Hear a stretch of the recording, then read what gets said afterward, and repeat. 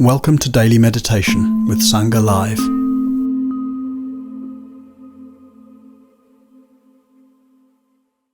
My name is Nirmala, and I welcome all of you to this week together, where I want to emphasize the beginner's mind, the joy of simplicity.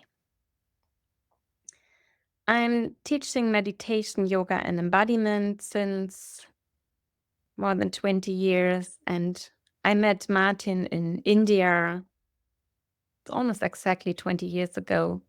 And since then, I've been with him, and he invited me to teach on this platform, which I do occasionally.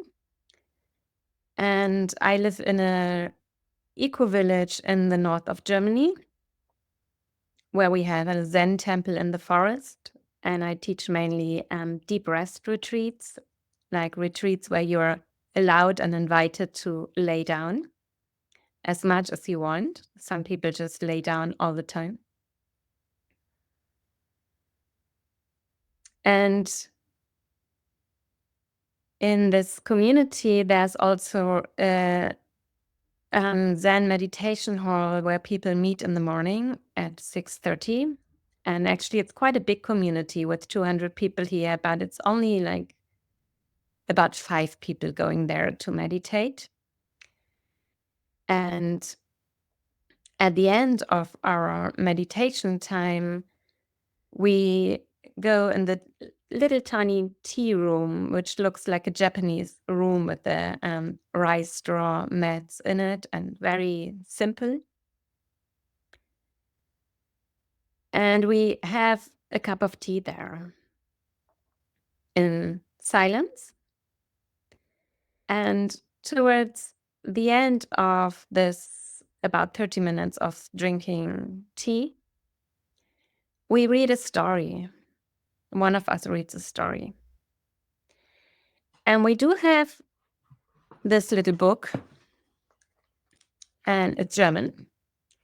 And it says Morning Talks in the Monastery of Abbot Linji. And we read from this book. And during this week here, what I like to do is to share some stories of that book. And to keep our week together here simple. To rediscover the joy of simplicity. To rediscover what practice can be if we come from a place of curiosity.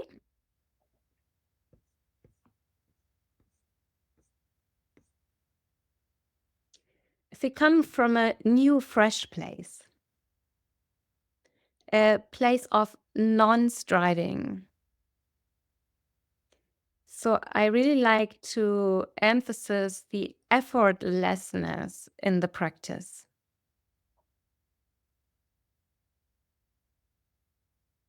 And it has a big bit of a paradox in it, because there is also in the Noble Eightfold Path the emphasis, and at other parts also in the Buddhist teachings, the emphasis of wise effort.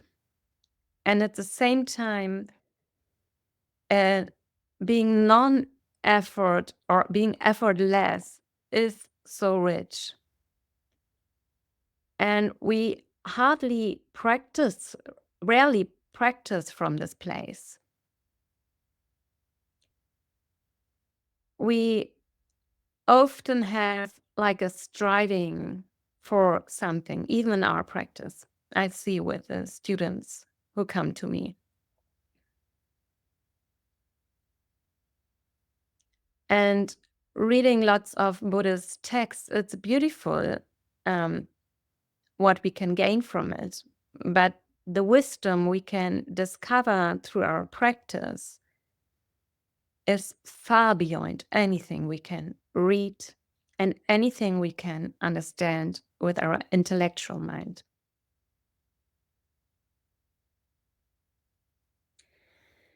And before I go a bit deeper in it and I read you the story, so we will have one story every morning. And before I go deeper in it, I just like to give you an overview over the platform if you haven't been here before. So it's beautiful that you are here. You're so welcome, all of you. It's really nice also to see some old names or names who I read here during the last 4 years. And so in the chat, you can just say hello. It's just what I said, really comforting for us if we read different names, if we read about the weather. It just does something like easy settling in.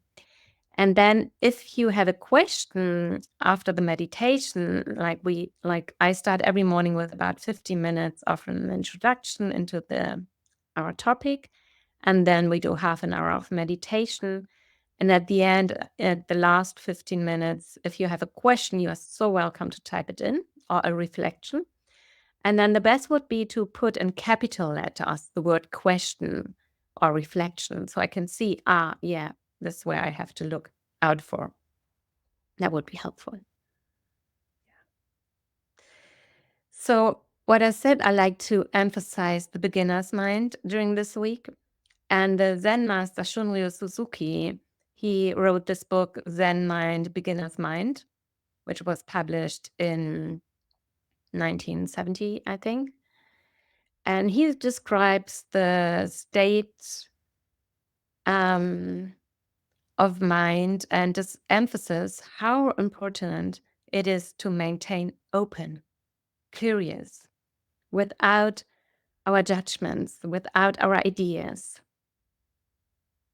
It's a mind which we need for our practice. It refers to a state of openness and freedom from preconceptions, from assumptions, and from stuckness also. We can get really stuck in our practice. It's an attitude where we look at things as if we see them really fresh for the very first time, without our ideas and without our feeling that we already know everything.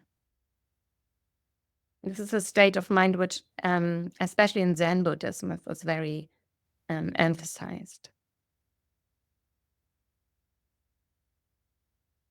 There is a quote from Suzuki Roshi. It says, "In the mind of a beginner, there are many possibilities. In the mind of an expert, there are only a few." So let's really drop into this beginner's mind again and again by listening to the stories and doing simple meditation, listening to the stories freshly. So I'm reading from this book about the morning teachings of Abbot Linji. And Linji is also known as Rinzai. Like it's one of the big Zen masters, Chinese Zen master. And it's called Linji School also, which is named after him, but also known as Rinzai, and is one of the 3 main schools of Zen Buddhism, like the Soto and Obaku are the other ones. And Linji lived in the 9th century, like from about 810 he was born until 866. That's like the numbers you found mostly about him. There's not so much known about him, like in about his biography. But he often used unusual methods, such as shouting or hitting or paradoxical questions, koans, to bring his students to awakening, to help them to recognize the true nature of reality.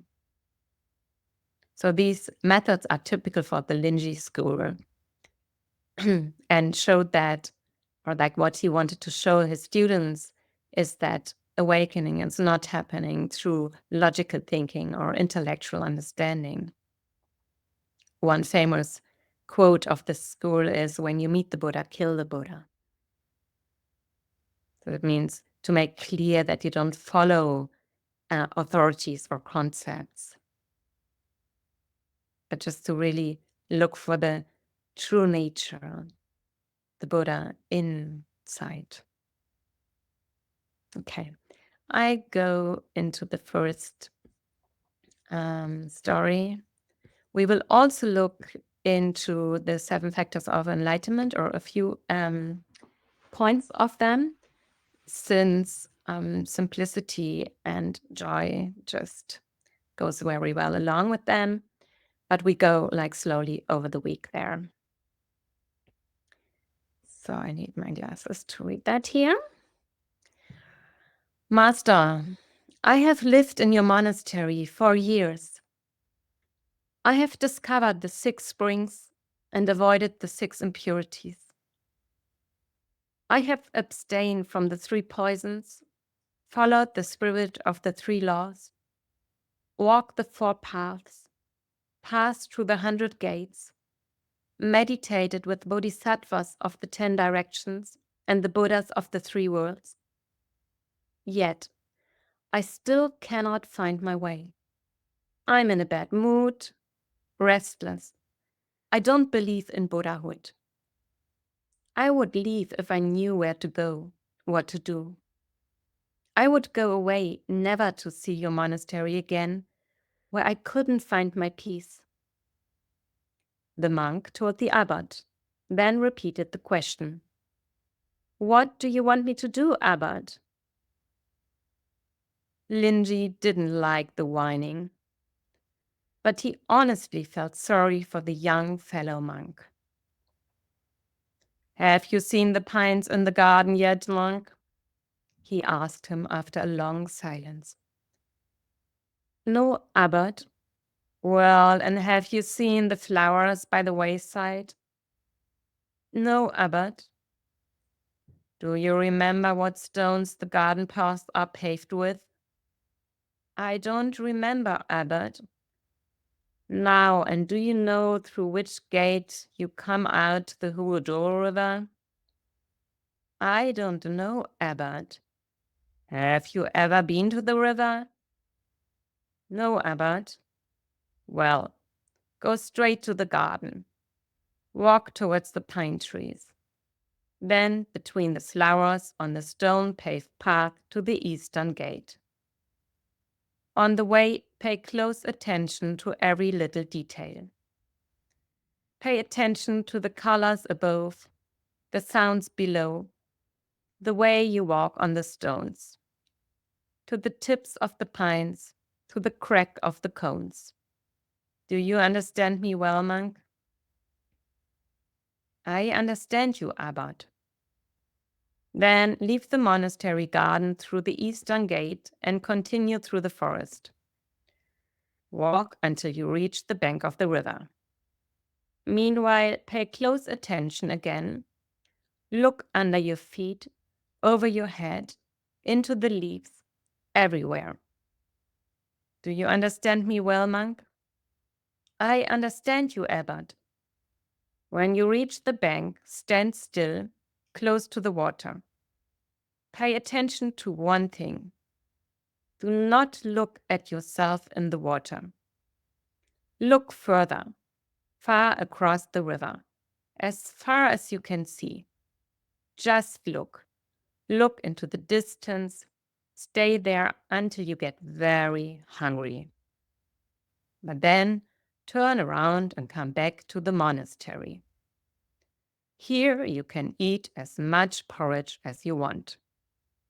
You can really stuff yourself.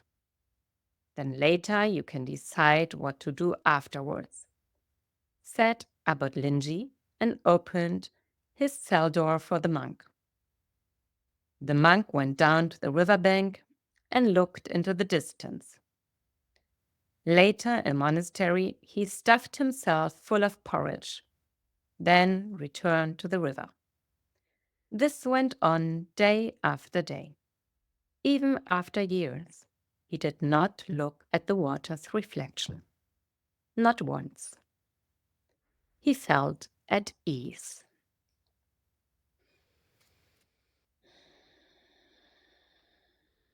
So this is written down by his students. I like you to find a position where you feel at ease. This could be sitting, laying down, standing, maybe even walking, if this is what you feel is most appropriate for you.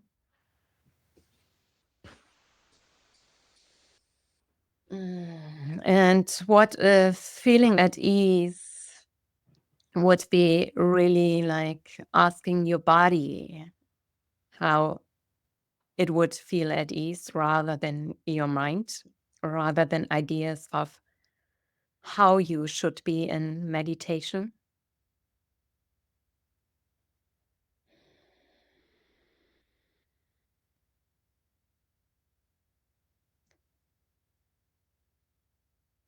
And as you're settling in, just being aware if you could invite some micro movements just to settle in slowly, really getting in contact with the floor you're sitting on, or the chair, the cushion. How is it when you really feel into the tissue, into the cells, the skin, making contact with the ground?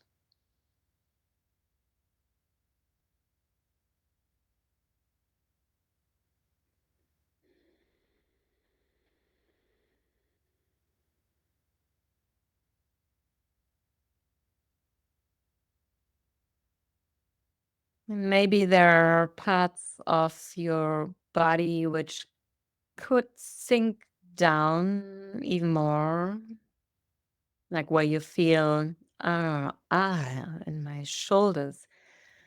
Oh, I can drop down, sink even more and more and more. Maybe the forehead could become a bit more soft.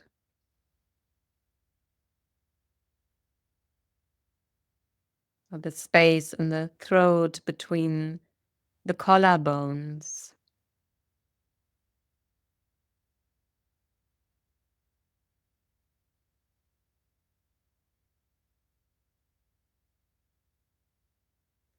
What about allowing the whole rib cage to release?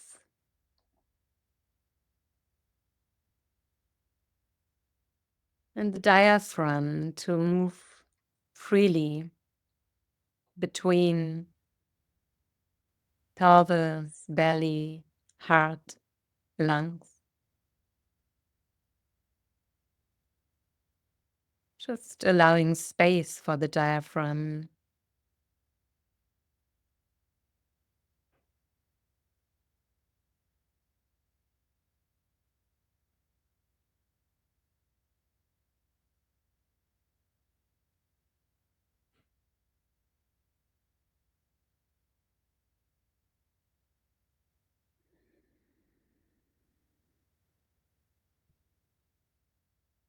What about relaxing the pelvis a bit more into the ground, letting go in the pubic bone and the tissue around, allowing genitals to soften and legs,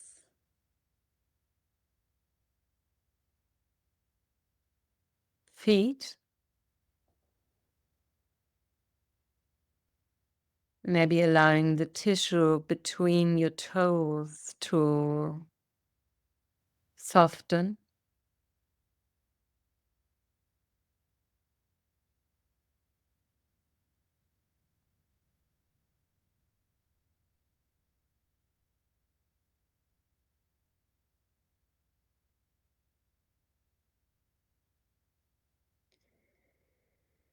So allowing tissue to drop down and also allowing tissue to hold on to, allowing those parts of the body who don't relax at this moment, which doesn't soften, just allow them to be as they are.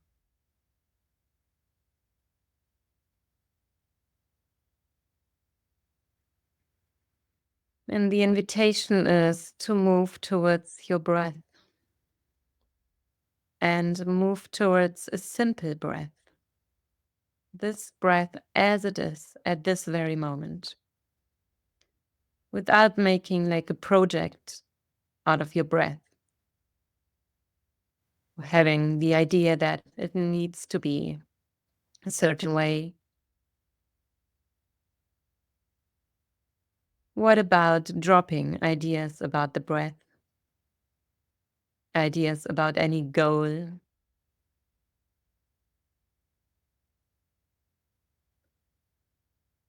And allowing yourself to sink into the softness of the breath.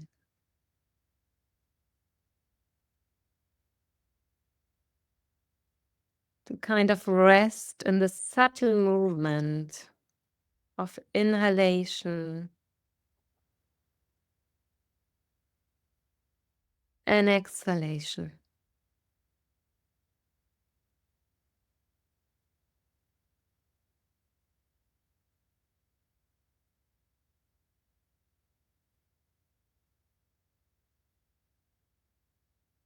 And it's not about staying with your breath non-stop, because the mind wanders anyway. And you can just turn back to the breath again and again, into the softness of this slight opening which the inhalation brings. And with a gentle dropping down towards earth from the exhalation. Just inhabiting your breath with friendliness, with kindness, softness.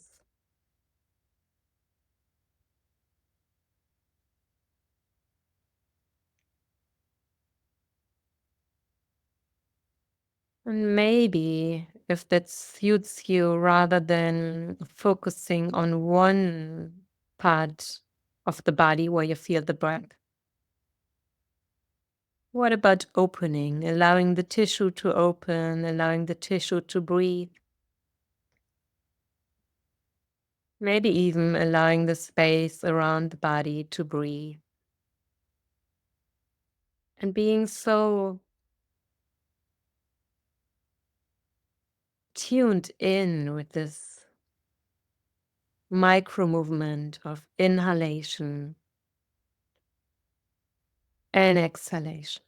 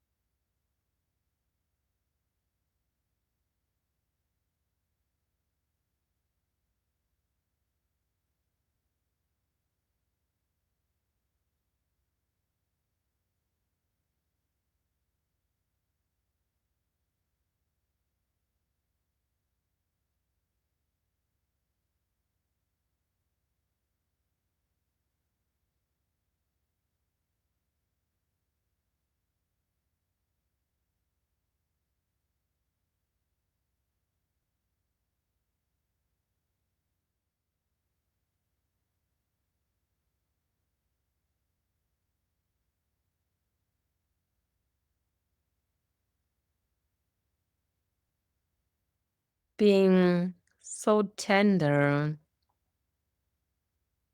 while kind of cuddling into this breath, into the movement of inhalation, which widens, opens, elongates. And with this sinking movement of the exhalation, the gravity comes through on the exhalation.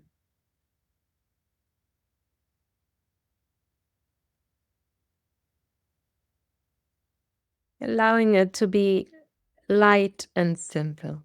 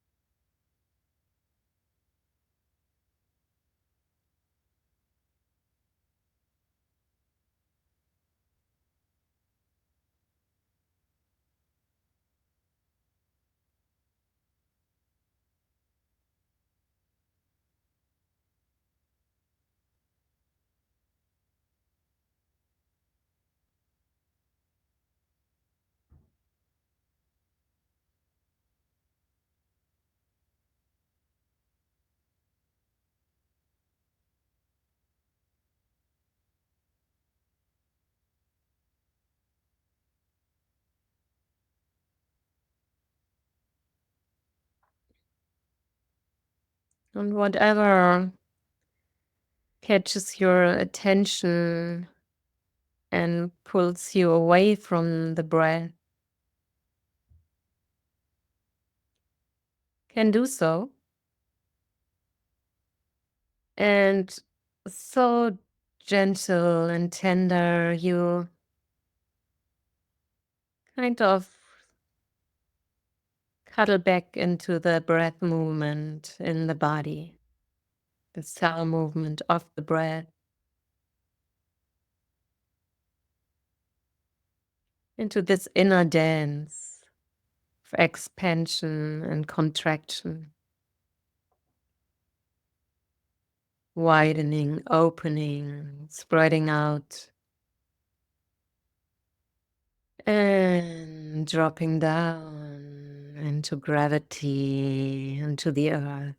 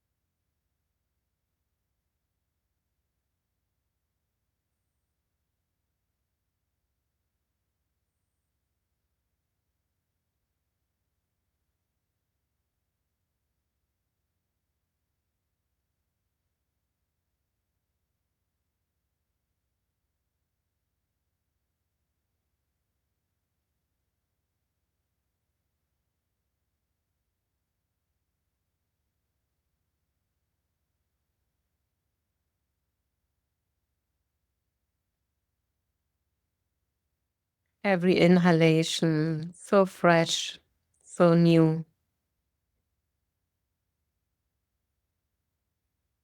Every exhalation, just this one, for the very first time.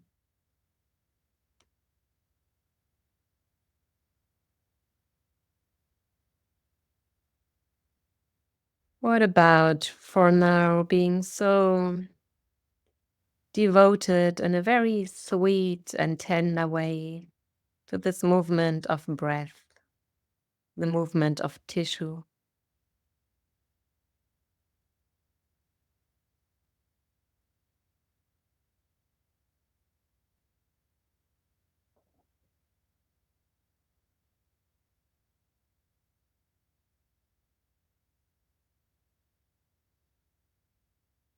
Maybe it's just a feeling of laying down into this breath movement. And if you're having a hard time, what could support you at this very moment? What can remind you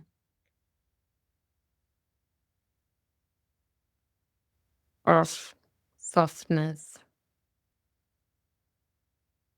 Could be just moving your fingers or holding your hands, bringing one hand on your chest or on one shoulder.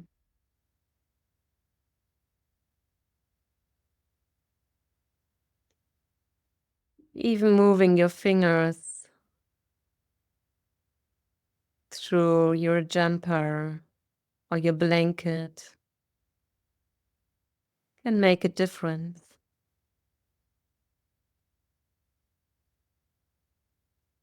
Some movement maybe which reminds you about kindness, softness, friendliness, which allows you to rest in this breath movement.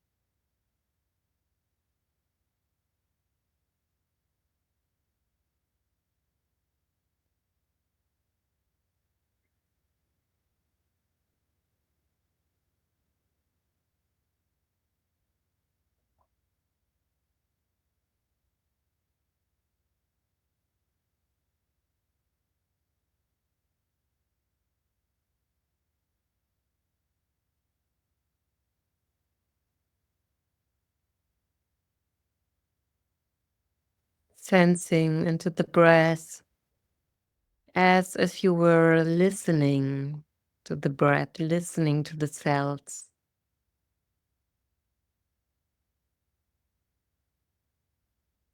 Maybe even widening your attention in the whole of the body.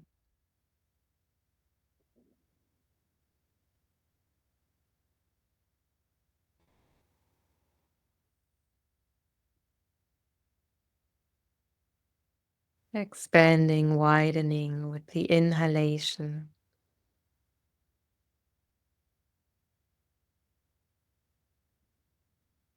Surrendering to gravity with the exhalation.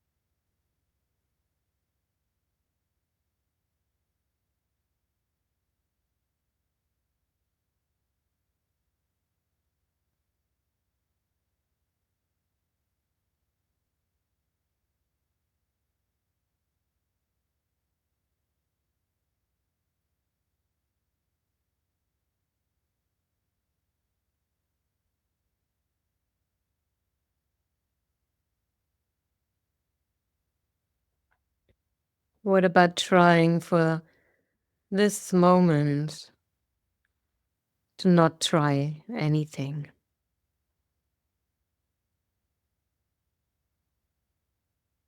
To surrender to not knowing,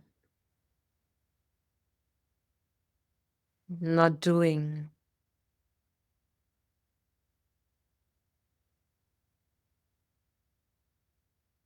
effortlessness.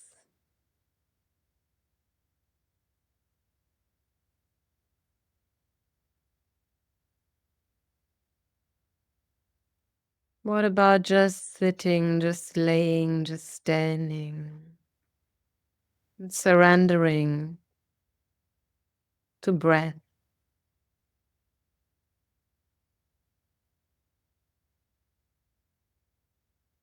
feeling the movement with the inhalation, the expansion of the body, the elongation of the body.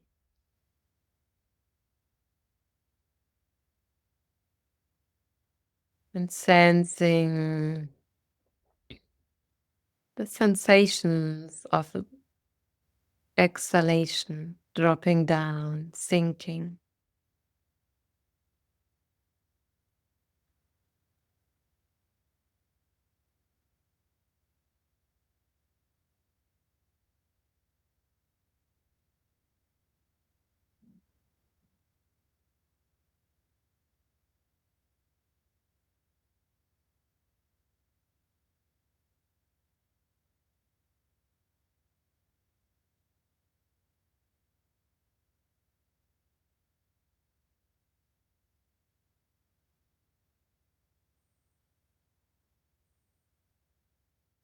as if you were inhabiting your breath for the very first time.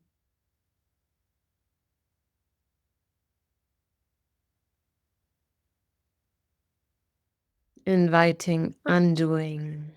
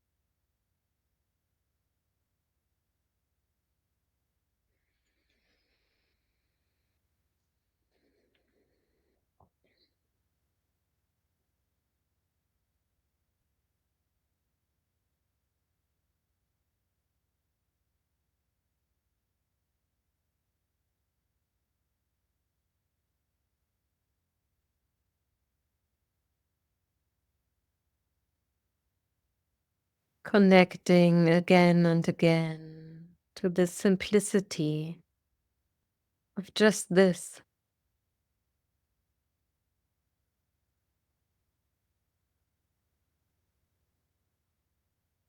The opening, the widening of tissue, the sinking.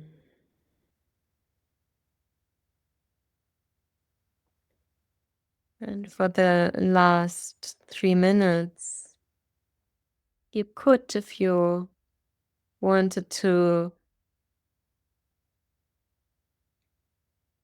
expand your body a bit more with the inhalation, like maybe widening the hands, the fingers, the chest a bit, like really inviting just a micro movement. And with the exhalation, just sinking in physically, intentionally, a bit more, maybe rounding your back slightly, or just dropping the fingers down again.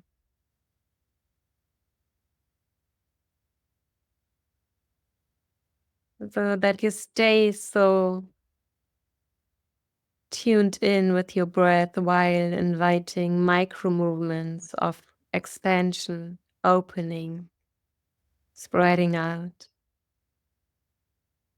and contraction, sinking in, letting go.